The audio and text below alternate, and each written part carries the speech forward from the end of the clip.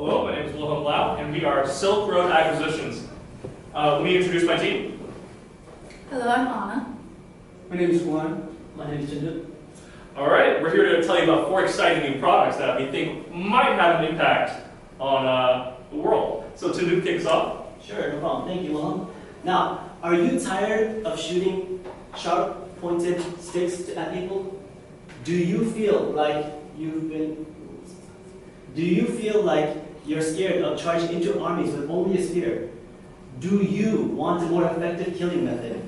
Well, I've got the product for you. Here I have a handy little item called gunpowder. Now, gunpowder was an accidental creation, kind of like myself.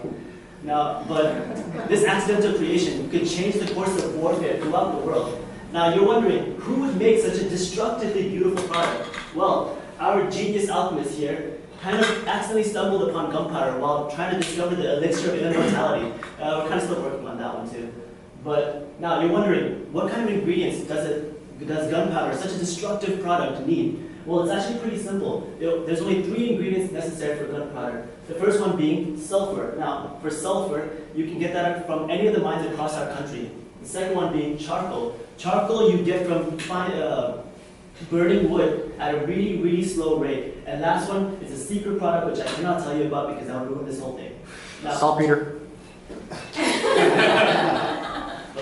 the functions of gunpowder. Traditionally, gunpowder was used for fireworks. Now, given time, 200 years of time roughly, gunpowder's functionalities in warfare was discovered. Now, 200 years of time, gunpowder's functionalities in warfare was discovered, and we simulated the effects of fireworks at the end of sticks, making exploding arrows. But now, with the Mongol rebellion rising upon us, our engineers have taken it one step further and given us a brand new idea, combining gunpowder with bamboo shoots and a stone ball to create what I would like to call a bamboo shooting stone. Some of them would like to call it a cannon, but I think my name's better. But I'm not here to sell you about our tools of war. I'm here to sell you on gunpowder. Now, you have to understand, given our short history that we have had gunpowder, the evolution has been monumental, going from when we first used it as toothpaste to fireworks, and now one of the most destructive products on the battlefield. Now, the possibilities for gunpowder in the future are endless, and it's not just limited to warfare either. But wait, there's more. Imagine a world without a navigation tool that can get us from point A to point B. Sure, we can say we can use a map, but a map without a compass will make it hard for us to follow. Because then we have to depend on the sun, the stars at night, or sometimes we won't even know where we're going. And these are the reasons why a compass is needed when traveling. Because with a compass we can travel faster, efficient, and without being misguided. Before the compass was created, we had many different ideas of how to tell the cardinal points. The cardinal points, if you guys are aware of what cardinal points are, they are north, east, south, and west. One example could be by looking at the sun, because the sun in the morning, sun rises east and the sun sets west. But this isn't as accurate as a compass, because due to weather conditions, if it's foggy outside, we can't rely on the sun. Before the compass was created, the mechanical compass was created in China, and it was made by wood. We can see there's a iron needle in the middle, and it's surrounded by lodestone, a magnetic rock. The compass was exported from China to Europe, and thanks to our crusaders, we were able to obtain the idea of a compass. We use a compass to navigate through wide landscapes, with no directions. For example, a desert or a forest.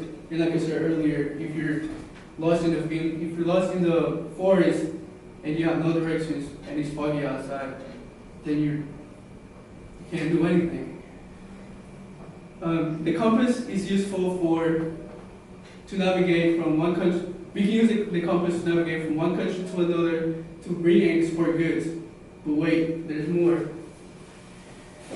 For those of you who have been called blind as a bat, but you're not really a bat, or for those of you who are tired of carrying this huge magnifying glass up to your eye, let me introduce to you this new invention called the glasses. Here, try some.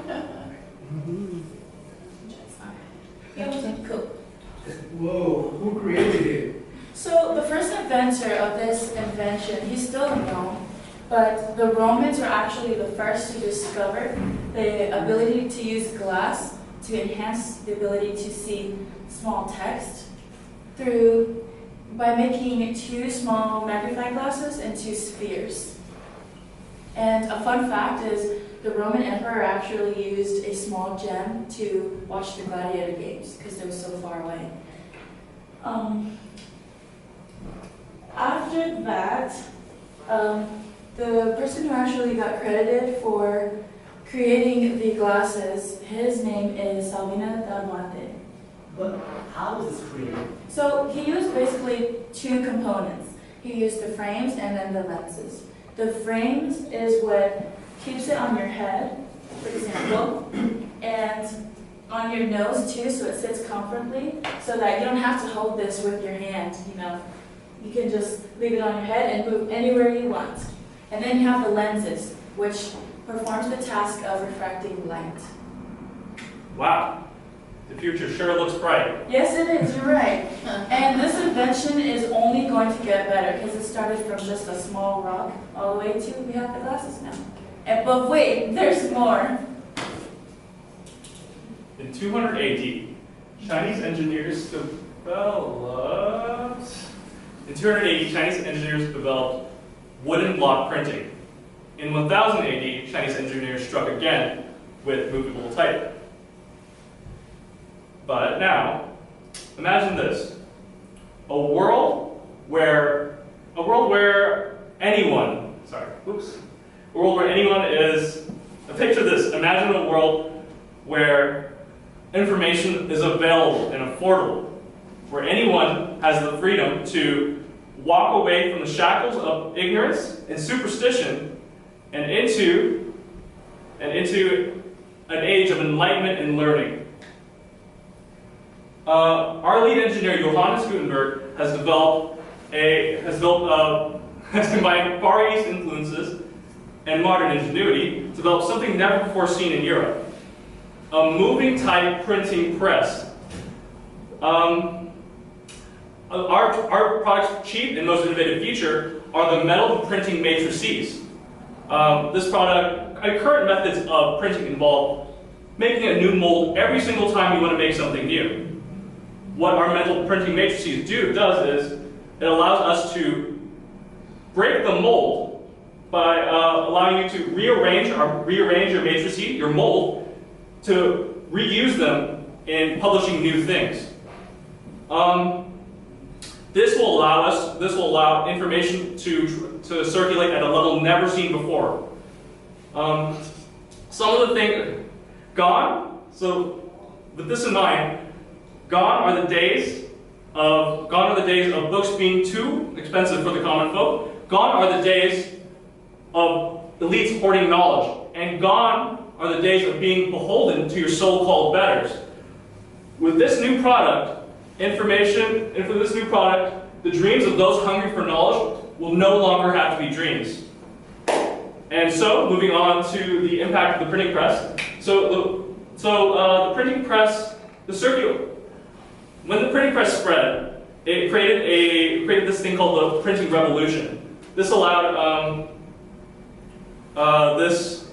the printing revolution facilitated the wide circulation of information and ideas, and allow information and ideas. This